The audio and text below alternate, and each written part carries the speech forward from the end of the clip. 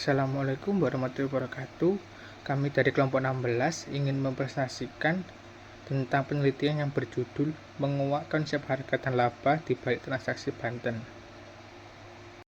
Sebelumnya, perkenalkan, nama saya Muhammad Afif Ali Akil dengan NIM 23080694349 sebagai moderator dan pemateri, dan teman saya Ferbiansa Maulana dengan NIM 23080694345 sebagai pemateri. Selanjutnya ada daftar isi, yaitu latar belakang, tujuan penelitian, metode penelitian, hasil dan pembahasan, kesimpulan, dan kelebihan kekurangan. Latar belakang akan dijelaskan oleh saya sendiri. Di sini saya akan menjelaskan mengenai latar belakang. Akuntansi modern adalah transformasi sistem dan metodologi akuntansi tradisional melalui penerapan teknologi dan perangkat lunak yang dapat mempercepat sistem serta lebih akurat dalam perhitungan pelaporan tanpa meninggalkan metodologi tradisional yang sudah digunakan selama ribuan tahun. Akuntansi modern sering dianggap terlalu materialistis sehingga menimbulkan kritik yang mendorong integrasi nilai-nilai moral dan keagamaan agar lebih holistik. Dalam budaya Indonesia, tradisi dan agama memainkan peran penting seperti pada praktik jual beli Banten dalam tradisi Hindu.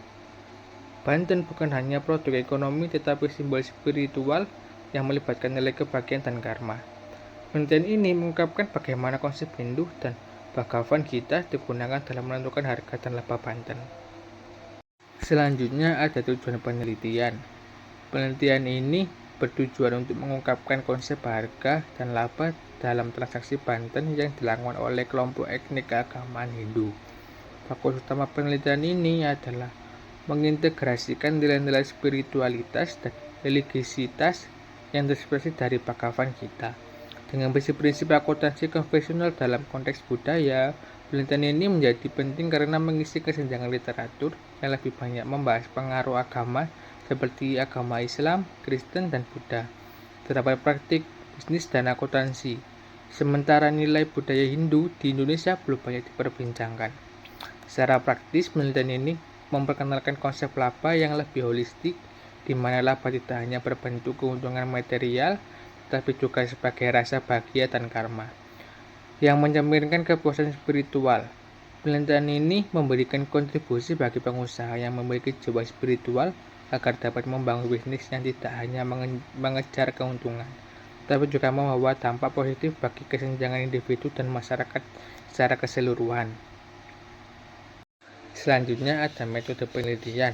Penelitian ini menggunakan pendekatan kualitatif dengan tujuan untuk memahami budaya serta interaksi sosial secara mendalam. Metode ini dianggap tepat untuk mengeksplorasi keterkaitan antara nilai-nilai spiritualitas Hindu dengan praktis ekonomi dalam tradisi jual beli Banten.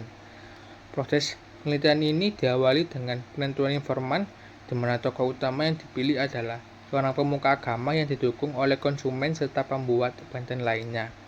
Data dikumpulkan melalui observasi partisipatif untuk memahami langsung praktis budaya di lapangan.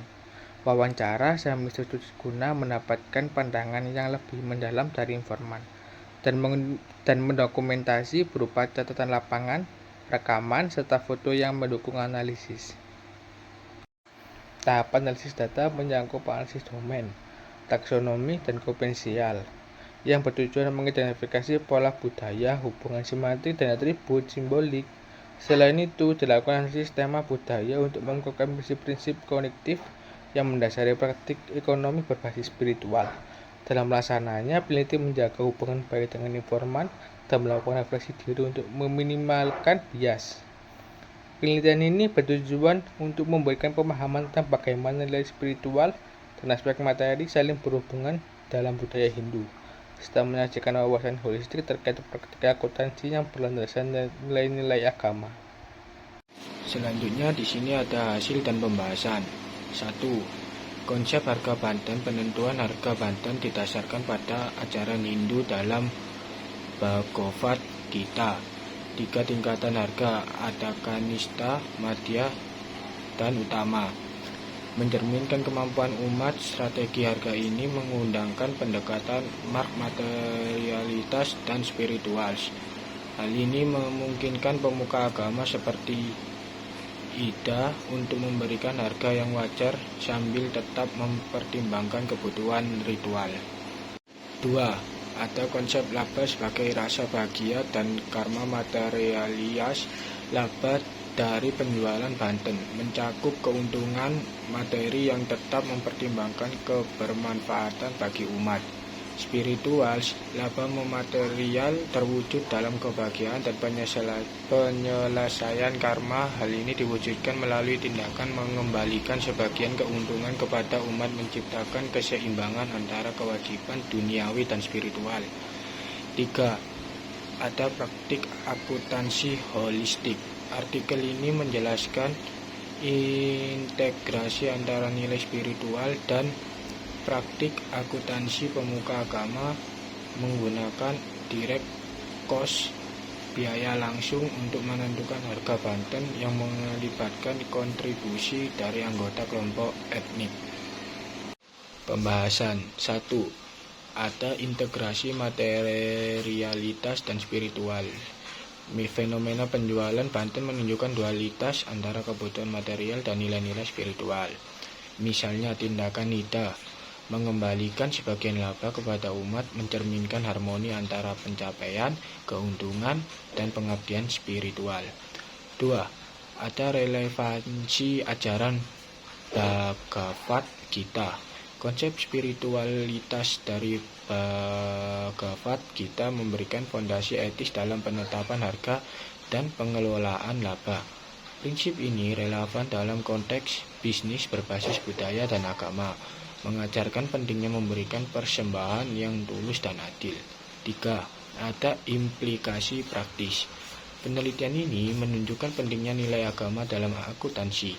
Pendekatan ini dapat menjadi panduan bagi pengusaha untuk menerapkan nilai-nilai spiritual dalam bisnis, menciptakan hubungan yang lebih holistik antara tujuan ekonomi dan kesejahteraan sosial. Kesimpulan, artikel ini membahas konsep harga dan laba yang diterapkan dalam praktik jual beli banten oleh kelompok etnik keagamaan Hindu. Penelitian menggunakan metode etnografi dan menyoroti pandangan bahwa laba tidak semata-mata material, tetapi juga mencakup rasa bahagia dan karma positif.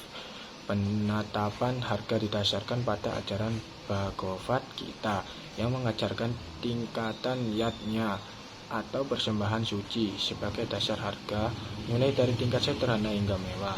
Sementara itu, laba dipahami sebagai kebahagiaan yang diperoleh melalui penyesalan tanggung jawab spiritual, bukan hanya keuntungan finansial. Hal ini menunjukkan integrasi nilai-nilai spiritual dalam keputusan bisnis.